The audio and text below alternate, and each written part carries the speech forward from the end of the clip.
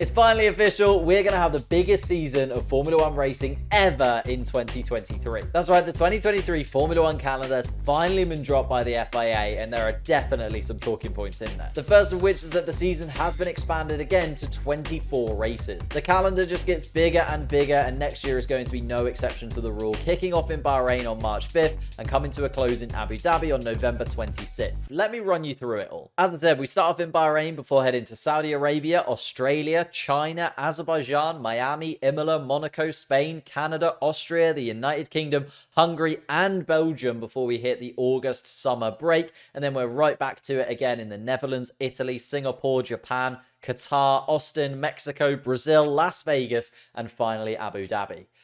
Yeah, there's a lot. But according to Formula One CEO and President Stefano Domenicali, this expansion of the calendar was required, as in his words, Formula One has an unprecedented amount of demand to host races. Adding that we are very pleased with the strong momentum Formula One continues to experience, and it's great news that we will be able to bring our passionate fans a mix of exciting new locations. And it's those new locations that have caught the eye of most, so let's delve into the ins and outs of this Formula One calendar. China returns to the Formula One season for the first time since 2019, with Lewis Hamilton being the most recent winner around the Shanghai International Circuit. It was on the calendar for ages, from 2004 until 2019, so it's a track that the grid knows well, and it will be a welcome return, especially if Zhou Guanyu keeps his seat next season for his home Grand Prix, although the restrictions cloud still looms over China. Qatar also makes its first real appearance on the Formula One calendar. We did, of course, race there in 2021, but that was in place of a cancelled Australian Grand Prix, so it'll be interesting to see what they can put together with full preparation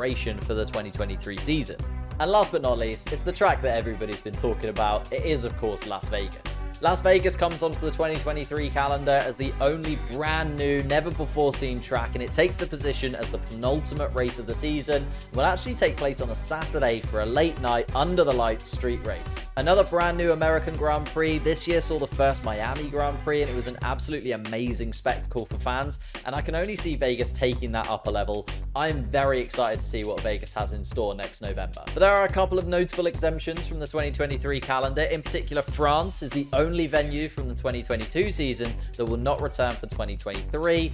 And I mean, they got rid of the monkey trophies, so what were they expecting? There's also no South African race that had been rumored and even discussed by Domenicali himself. Many were expecting Kilami to be added, but they'll have to wait until at least 2024 now. Final thing to touch on is, as much as I love a brand new calendar release, looking ahead to the next year, thinking about those races, speculating on the races that I'm looking forward to watching most, and even the brand new tracks that are coming to the Formula One season, there is an environmental impact and the traveling of the teams across the globe. And Formula One still haven't done too great a job at grouping the races overly well. For me, Miami and Canada being the main culprits, as they sit amongst the European stint and are most definitely not in Europe. Then, of course, there's the other question, which is how many races is too many races for these drivers? We're already at a point now where the strain on the teams with the cost cap is already ridiculous, and continuing to make the number of races bigger and bigger year upon year, there has to be a cutoff at some point.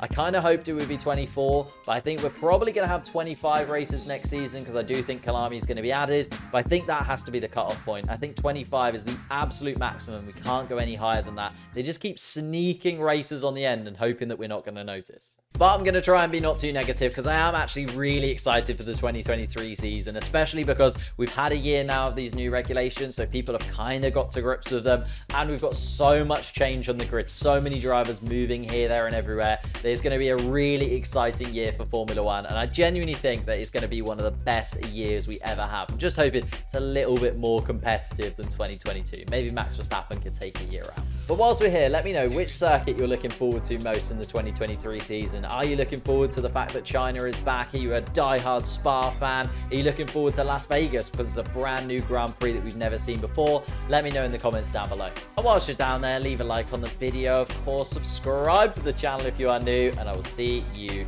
next time.